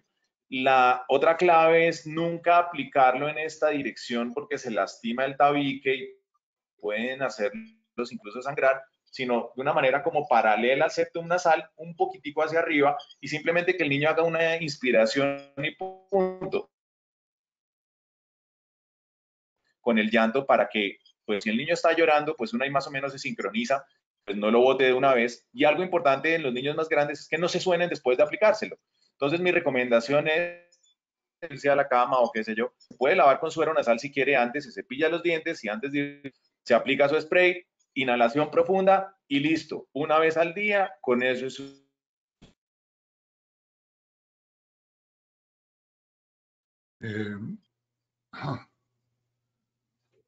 Doctor Ospina, tal vez el sonido, no lo estamos escuchando. También tiene algún problema de comunicación. Vamos a ver. Se me perdió un poquito la señal. Sí, siga, ya estamos escuchando. Aquí ya los estoy escuchando bien, no sé. Ok, ¿hasta dónde me oyeron? La forma de hacer la inhalación. Entonces, bueno, vuelvo y repito, si no se vio, que hacia arriba y aplicarlo un poquito sentado el niño, que el dispositivo esté arriba, paralela al tabique, nunca en para que no haya tanta irritación directa sobre el tabique nasal, para que no sangre. No sé si me alcanzaron a escuchar ahí esa parte. Sí. Sí, se escuchó. Voy a apagar la cámara. Ok. La pregunta del doctor Durán yo creo que es muy importante. ¿Sí alcanzaron a escuchar? Un poquito, perfecto. Sí, de la beclometasona. ¿Cierto? Yo creo que esa es una pregunta interesante, no solamente en rinitis alérgica, sino en asma también. Nos hemos acostumbrado por siglos a usar la beclometasona, o por siglos, no por años. Y creemos Pues, que no hay esteroides mejores. Yo creo que eso es una información que de pronto nos las han dado porque está en el post. Pero ya con el MIPRES yo creo que es muy importante que los otros esteroides son más efectivos, se absorben menos, las dosis son menores en el día. Es decir, es mucho mejor el uso de nuevos esteroides, sobre todo en casos moderados o severos, tanto de rinitis como de asma. No quedarse uno simplemente con la beclometasona, sino pasar a esteroides de más amplia acción antiinflamatoria y de menor absorción. Entonces, tanto en asma como en rinitis, el uso de los nuevos esteroides, la budesonida o la fluticasona, y en caso de rinitis la mometasona, serían mejores que la beclometasona, y eso no debe tener límite para quien las formule, ¿cierto? Otra pregunta específica para el doctor Ospina que envía. ¿Qué es esto del ciclo nasal? ¿Nos puede explicar un poco más lo del ciclo nasal?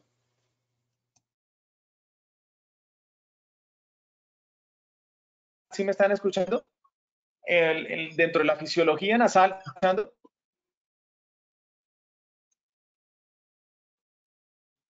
¿Quiere apague la cámara tal vez? Y puede oírse un poco mejor, tal vez, doctor Ospina. Sí, ahí se escucha. Sí, no, ya apagué la cámara. ¿Ahí me están escuchando? Perfecto. Sí. La fisiología nasal tiene un que es ampliamente reconocido, y es que uno rara vez respira por ambas fosas nasales de igual manera o de manera simétrica. Nasal que respira mejor que la otra. Generalmente hay un lado, una fosa nasal, y eso se debe a que la nariz, con su función como de termostato del sistema respiratorio, de la vía respiratoria alta, la nariz calienta, humidifica el aire que respiramos. Entonces los cornetes van como alternando repite más o menos cada seguramente un año, y esto se da cada 3 o 4 horas. De modo que ustedes lo han sentido, que en un momento dado respiran mejor por la fosa nasal izquierda y 3 horas después respiran mejor por el otro lado.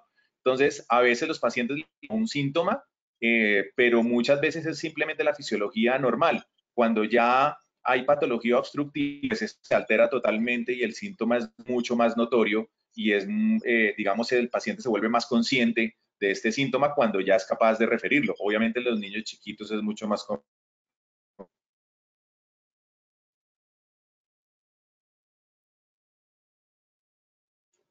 Bueno, aquí preguntan por la olopatadina nasal, ya que estábamos en el tema de la rinitis.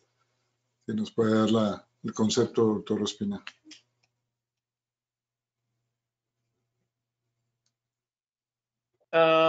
Es un antihistamínico para los ojos, funciona fantásticamente. Para la nariz tiene digamos que un buen efecto, pero como buen antihistamínico, pues su efecto es limitado y depende mucho del tiempo de duración del tratamiento. Hay algunos pacientes a quienes les funciona bien, otros no tan bien, pero es muy sedante. Entonces a los niños les da sueñito. Uno cree que por el hecho de que sea tópico nasal no tiene sus efectos secundarios y resulta que sí les da sueño. Es una buena alternativa, pero funciona lo que dura su aplicación. No tiene un efecto, digamos, sostenido en el tiempo como sí lo pueden dar los esteroides tópicos nasales, pero en un caso de emergencia para control de síntomas es una buena opción. Bueno, y los otros, la celastina y los otros antihistamínicos nasales, ¿similar? Más o menos las mismas consideraciones están aprobados hasta donde yo recuerdo la celastina para mayores de 6 años. Si alguien recuerda otro dato, le agradezco que me corrija. También dan sueño, dan somnolencia y son las mismas consideraciones. Los antihistamínicos tópicos nasales controlan rasquiña, mocos, estornudos, pero no reducen el tamaño de los cornetes. Entonces el manejo del síntoma obstructivo como tal no es realmente para esto, no están diseñados, es más para el prurito y los mocos, y es importante que uno tenga, digamos, tenga presente cuál es la finalidad del tratamiento según el síntoma. Hay niños que respiran razonablemente bien, pero les molesta mucho la moqueadera o la rasquiña. Entonces, en ese caso, un antihistamínico tópico es una muy buena opción, pero si el síntoma principal es la obstrucción, sin duda hay que dar un esteroide tópico nasal. Bueno, ya vamos llegando al final. Doctor Cross, pues usted hablaba del índice de apneas, hipopneas y nos mencionaba algunos autores que ya le cuestionan como la importancia que se le dio en algún momento como criterio central. Entonces, ¿cuál es el papel que en este momento jugaría ese índice? Sobre todo teniendo en cuenta esa variabilidad, pues que tenemos diferencias a 1600, a 2600, entonces a 2000 serán otros. Bueno, o sea, seguramente a cada altura esto irá variando, pues si uno ve la tabla que usted presentó. A medida que aumenta la altura, pues son más altos. Entonces, ¿cómo se interpreta esto y cuál es la utilidad que tiene o tiende a tener muy poca utilidad actualmente? Realmente, ¿cuál es, digamos, el peso que tendría en el problema? Pues Ernesto, lo primero es utilizar solamente el 2% de los habitantes del planeta Tierra vivimos por encima de los 2.500 metros. Entonces, digamos, todas esas guías y eso no tienen en cuenta. Y por ejemplo, Medellín, que en nuestra mente colombiana es una ciudad de tierra caliente, es alta en realidad. Entonces, ¿qué parámetros? Yo pienso que para Medellín, los de Denver, que están publicados. Ahora, si se hiciera un estudio, pues Medellín maravilloso. Para ciudades como Popayán y Manizales se puede ser los de Ciudad de México. Y para Bogotá, pues los que acabamos de publicar. Yo creo que por ahora no hay otro, es decir, estamos en una situación de transición en la cual se está viendo que el índice no es una medida idónea, pero no hay otra. Entonces, pues hay que hacer un enfoque integral del paciente, pero no dejar que el examen resuelva por nosotros. Es decir, nosotros somos en primer lugar y ante todo médicos. Y nosotros los pediatras pues somos médicos clínicos que tenemos un gran arsenal de para hacer nuestros diagnósticos, entonces no debemos endosar nuestras decisiones a un papel. Hay que tratar un niño, no un papel. Entonces, el papel, que es un informe, sirve, pero en un contexto. Y ese contexto es el de la práctica de la medicina en general y de la pediatría en particular. Pero sí es cierto que hay un vacío grande en cuanto a exámenes mejores para el diagnóstico del SAOS y no están disponibles en la actualidad. Es un área de la medicina en plena evolución. Bueno, muchas gracias a nuestros panelistas. Igualmente, volverlos a invitar a consultar el libro del doctor Ucros. Como nos recomendaba el doctor Posada, un manejo más para un nivel primario de estos problemas neumológicos que, como decía el doctor Posada, son como patología la primera causa de consulta en general en pediatría. Entonces, una invitación de nuevo a mirar, a buscar el libro y a tenerlos. Les recuerdo que en Amazon nos mencionaron se consigue. Entonces, de verdad, muchas gracias. Muy interesantes las conferencias. Como decimos, creo que se hizo un muy buen manejo del tiempo. También les agradecemos esto. Queremos invitar a los colegas pediatras y a los demás participantes al próximo evento, que no tendremos en Semana Santa, pero el martes 6 de abril vamos a tener el evento de la violencia y el maltrato contra los niños, un enfoque pediátrico, y después tendremos el evento, mencionábamos, de cuidados paliativos en pediatría, y así seguiremos con nuestra programación. A fin del mes tenemos el Ateneo pediátrico con los residentes de las diferentes escuelas, con presentación y discusión de casos al cual están invitados. También tenemos un evento relacionado con la neumología, que es el medio ambiente y los problemas respiratorios, que vamos a tener también en la tercera semana de abril. Entonces, bueno, los invitamos a seguir en estos eventos que ahora con la pandemia se nos han vuelto semanales de la Sociedad Colombiana de Pediatría Regional Bogotá. Un agradecimiento entonces a nuestros conferencistas y a todos, que tengan un buen descanso y una buena noche. Hasta pronto y muchas gracias. Hasta luego, muchas gracias. Gracias, un placer. Saludos a todos, cuídense. Gracias. Hasta luego, gracias.